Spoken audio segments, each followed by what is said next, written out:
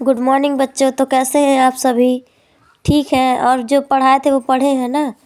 चलिए ठीक है, शुरू करते हैं।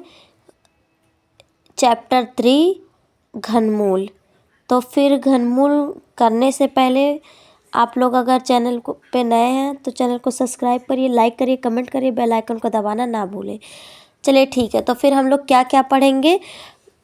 घन और घनमूल की संकल्पना, पूर्ण घन संख्या का घनमूल ज्ञात करना गुणनखंड विधि द्वारा, और पूर्ण घन ऋण पूर्णांकों का घनमूल तथा दो पूर्ण घन पूर्णांकों के गुणनफल का घनमूल। परिमेय संख्या का घनमूल जिसका अंश और हल पूर्ण धन हो। दशमलव संख्या जो पूर्ण घन संख्या हो का घनमूल गुणनखंड दशमलव गुणनखंड विधि द्वारा। करणीगत राशि, करणी चिन्ह तथा करणी का घातांक घनमूल का व्यवहारिक प्रश्नों में अनुप्रयोग। मतलब इन सब चीज़ों का हमें अनुप्रयोग करना है। जैसे कि पहले भूमिका है, भूमिका में क्या करना है आप लोग पढ़ लीजिएगा। आप पिछली कक्षा में घात और घातांक के विषय में पढ़ चुके हैं कि जब किसी संख्या को 3 बार लेकर उनका व आपस में गुणा किया जाता है तो प्राप्त मान उस संख्या की 3 घात होती हैं। जैसे आपको याद होगा कि अगर हम लोग जैसे घनमूल निकालना 2 का, तो घनमूल का मतलब ये होता है कि जैसे 2 है, 2 की पावर 3। ठीक है, तो इसका जैसे हम लोग निकाल दें, अगर 2 का निकालना है तो 2 गुणे 2 गुणे 2, 3 बार 2 रहेगा तो उसका 8 आ जाएगा। तो फिर ऐसे ही रहेगा। उसके आगे का देखते हैं।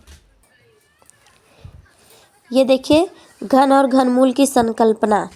तो फिर आइए घन ज्ञात करने की विधि को कुछ उदाहरणों के माध्यम से समझें। आप जानते हैं कि अगर मतलब जैसे कि 3 का वर्ग करें, घन करें, तो 3 का जैसे हम लोग करते हैं, रफ में नहीं कर रहे, इसी में बता दे रहे हैं। जैसे ये 3 गुणे 3 गुणे 3 है, तो 3 त्रिक का कितना होता है 9, और 9 त्रिक कितना होता है 27। आ गया ना। अब ऐसे 5 का करें, 5 और 5 -5 का -5 में करेंगे तो 25 आ जाएगा, वो भी प्लस का। फिर प्लस 25 का गुणा 5 में करेंगे तो 25 दिया कितना होता है 125। ठीक है, ये आ गया। फिर इसका भी ऐसे ही करना है। इस प्रकार एक परिमेय संख्या n को पूर्ण घन तब कहते हैं जब किसी परिमेय संख्या के यम के n = m × n × m। ठीक है, m की पावर 3 है। चलिए तीसरा, पूर्ण घन प्राकृतिक संख्याएं। ये सब ऐसे ही करने हैं। चलिए ठीक है, आप लोग अब कोई सा क्वेश्चन कर लीजिए।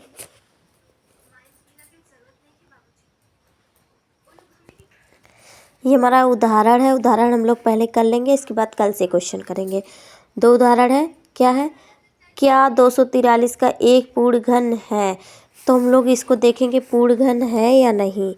तो फिर 243 का हम लोग निकालेंगे गुणनखंड। 243 किससे जाएगा 3 से। 3 × 24, 3 × 3, 3 दूनी 6, 3 × 7 21, 3 × 9 27, 3 त्रिक का 9, 3 1 का 3। ठीक है, तो हम लोग घन में जो होता है 3 3 का जोड़ा बनाते हैं। 3 का जोड़ा बन गया और 1 3 कम है इसलिए एक जोड़ा नहीं बना। इसलिए जो है ये हम लोग लिखेंगे अतः यह पूर्ण घन नहीं है। ये हो गया। अब हम लोग करते हैं दूसरा उदाहरण। ये उदाहरण दूसरा है। क्या 729 पूर्ण घन संख्या है? अब हम लोग को इसको भी पता करना है, सेम ऐसे ही जैसे इसे पता करे थे। ठीक है, तो हम लोग 3 से करते हैं।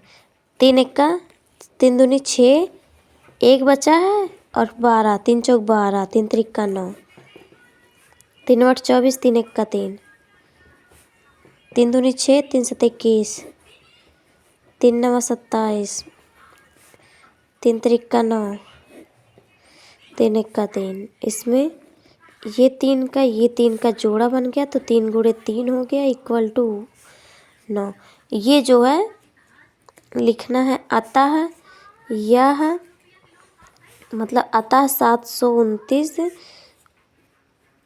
पूरे घन संख्या है। ठीक है, तो फिर हम लोग आगे का क्वेश्चन कल से करेंगे।